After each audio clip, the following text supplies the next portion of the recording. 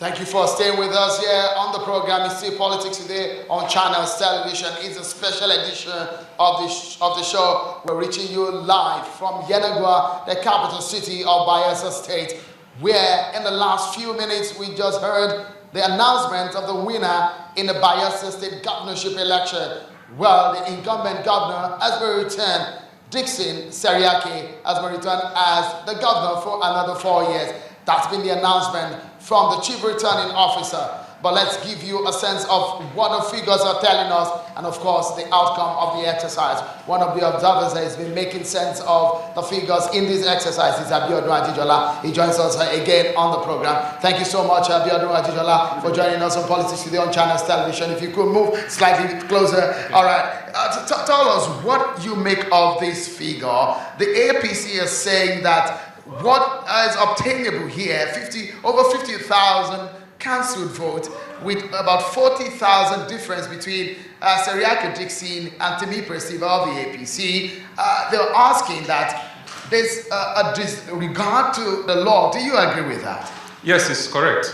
Because if you look at the guidelines for you to declare a winner, you must ensure that the difference between the first place and the second place must be lower than the total cancellations. It must be higher than the total cancellations. Now, in a case where the difference between the first place and the second place is lower than the total cancellations, the theoretical perspective is that if you allowed those people that could not vote through cancellation, in this case, majorly through violence, to vote, the results could be changed, because the cancellations exceed the gap between the first place and the second place. So for that reason, the APC representative you spoke about is very correct. Should we just wait now, because at the end of the day, violence, people disrupting the exercise that costs millions of naira. If this exercise runs into another rerun, is it not a sort of a sabotage to our electoral process? Well, I think from what I can see that happened today was a decision was taken, probably in the interest of security and peace within the state, to declare a winner. Even though the procedure for doing that did not follow INEC guidelines. And if you check what happened today, I think the interest of Bayelsa State and the people was the primary concern, because the APC was able to garner 86,552 or 5, I think, yes, and then the PDP 134,998. The difference is 48,146, but the total cancellations is 53,959. That is at the final collation, the final result. So clearly there are more cancellations than the difference. But when you consider the security risk of having to do another election, I guess that was what informed the action that was taken.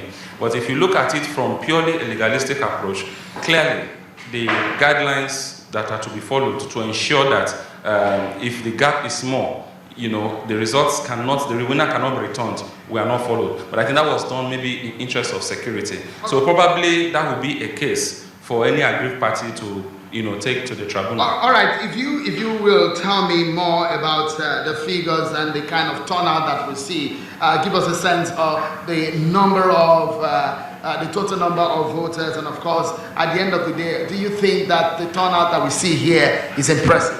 Well, it's impressive from the perspective, because we had over 600,000 registered voters, and then we had over 200,000 voters that actually came.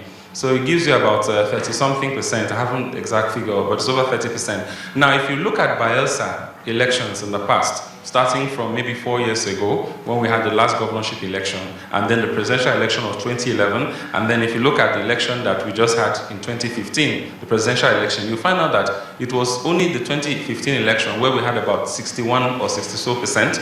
In the 2011 presidential election, we had 85% turnout from Bayelsa State. And then in the 2012 presidential governorship election, we had about 70% turnout. So now you are having about 30-something%. So the normal thing you would think of is that for the percentage to be so low, does it mean the election was not well conducted? No. What happened is that this is the first time that everybody that you speak to can attest to it, and all stakeholders, that we had a competitive election in Bayelsa State, where you had two parties that had strength, had resources, and had grassroots supporters. They came together. So what happened was that it was more difficult for malpractices to be one-sided. So you would find out that in some places, malpractices may favor a party, in another area of strength, it would favor another party. So that balanced things out. But most importantly, the card reader brought a situation whereby you could not create bogus data.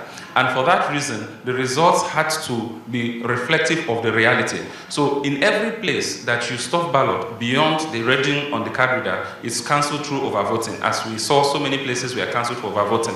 So that in itself created a reduced number of votes, which could be counted, because you cannot cast more than the card reader gives you, and that gave us a very real figure. So for the first time, I wouldn't say the voter turnout is low, because if you look at the national average, even the just concluded Kogi election was over 30%, and you consider most states have 30, 40, 50%, but when we had 85% in Bayelsa, 70%, that was highly unrealistic, and of course that was one-way election. So I think we have actually had a first real contest in Bayelsa State, first real election, first real contest. And I think this will lay a good foundation for the state going forward, even though there was a lot of violence, but you must see the level of conduct. Then you consider the approach INEC used in administering the election by taking the decision to merge accreditation and voting. That was a masterstroke that saved a lot of calamity, because yesterday, many places does not start accreditation and voting until around 10 a.m. and some beyond then.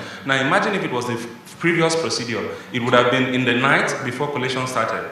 So it's a great work done. We must leave it at that. Thank you very much. Thank you so much for talking to us on the program. Thank you for having me. Biodun Ajijola of Election Monitor has been talking to us about what exactly happened. Those figures, like you have it there. It's been a special edition of the program, of course, not coming to you from our studios at our headquarters in Lagos, but of course here in Yenagoa, the capital city of Bayelsa State, where we've been monitoring the Bayelsa governorship election, which went into the supplementary phase. And of course, at the end of the day, we now know a winner in this exercise. On behalf of the team here at the Channels Television in Bayelsa State, I'm Shewa Kimbale. Till next time, bye for now.